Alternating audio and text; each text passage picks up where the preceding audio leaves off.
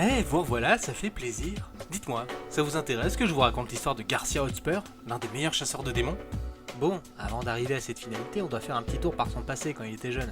Garcia, il avait un frère qui travaillait au stup, alors que lui, il était plutôt du genre à se faire sa vie en tôle. Et justement, lors d'une de ses sorties, son frère Pablo le contacta pour qu'il infiltre le gang d'Alejandro Quintero. Il suspectait que ce dernier ait mis une taupe au stup. Pour ça, il devait bien se faire voir par César Morales, son bras droit. Et quoi de mieux que de foutre le bordel dans le camp de son ennemi juré, les Virilio. Donc après avoir pété leur silo à grains rempli de drogue et avoir ramené la bagnole préférée de leur boss pour la déglinguer, César le prit en confiance et lui demanda de faire sauter un bateau pour bloquer les rentrées d'argent des Virilio, ce qui fut une affaire vite expédiée par Garcia. Alors que Garcia et son frère Pablo pensaient tenir l'opportunité de voir le centre des opérations de César Morales, ils furent pris en embuscade. Malheureusement, la taupe des stupes avait réussi à avertir Alejandro du complot, et ce dernier avait donc chargé César de les éliminer. Ce que Garcia n'appréciait pas du tout, et son tempérament fougueux l'entraîna à pourchasser César dans son arène de corrida lui faire sa fête, en plus de faire exploser son bâtiment histoire de bien évacuer son stress. En voyant ça, la taupe comprit qu'elle devait agir assez vite. Elle empoisonna donc Pablo et son patron en lui faisant faire une petite overdose. Pas de chance, Garcia, bien que prenant toute l'énergie qu'il put et tous les risques, il n'arriva pas à temps. Pablo, dans son dernier souffle, indiqua où se trouvait personne, la fameuse taupe, et lui dit qu'elle était partie avec un train bourré de drogue et d'armes. Je pense que vous devinez ce qu'a fait Garcia. Ni une ni deux, il rattrapa le train en se propulsant avec une bombe, décima tout le personnel, et alors que personne pensait s'en être débarrassé, il revint en moto pour tout faire exploser. Et disparut, car malheureusement il n'y avait plus aucune preuve pour innocenter Garcia. Pendant sa cavale, il rencontra la société Vermillon. C'était une société privée qui cherchait à comprendre le néant et, si possible à terme, à créer un lien entre humains et êtres du néant. Malheureusement, toutes les entités ne sont pas pacifiques, je pense que vous l'aurez compris. Donc un agent qui n'a pas peur de se saisir les mains, voire qui aime ça, pourrait leur être utile.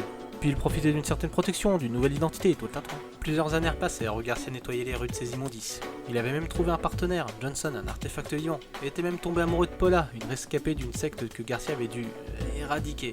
Ouais, je pense que c'est le terme. Et alors qu'il profitait d'un repas bien mérité, et pendant qu'il répondait au téléphone, il entendit d'un coup Paula crier. En ouvrant sa porte, il la découvrit pendue. Enfin, pas pour longtemps. Le roi de la souffrance, Fleming, était venu lui rendre visite.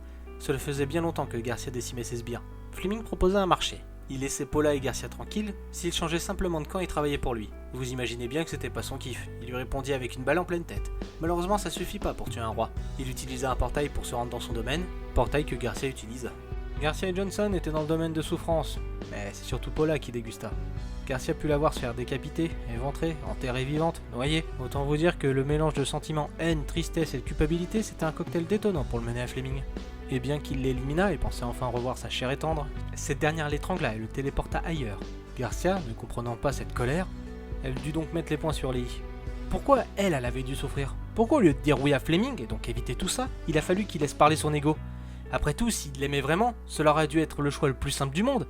Tout faire pour qu'il ne lui arrive rien. Elle n'a pas cessé de vivre et de mourir pour que lui puisse jouer les héros. Et Garcia le comprit. Elle n'avait pas tort.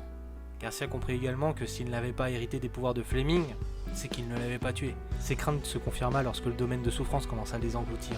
Il accepta son destin et se laissa corrompre pour devenir un sbire de Fleming, car, après tout, c'était le seul moyen de stopper cette agonie. Vous voyez, c'est ce que je vous disais, c'est une belle histoire d'amour en soi. Quelqu'un qui laisse son ego pour finalement écouter les besoins de celle qu'il aime.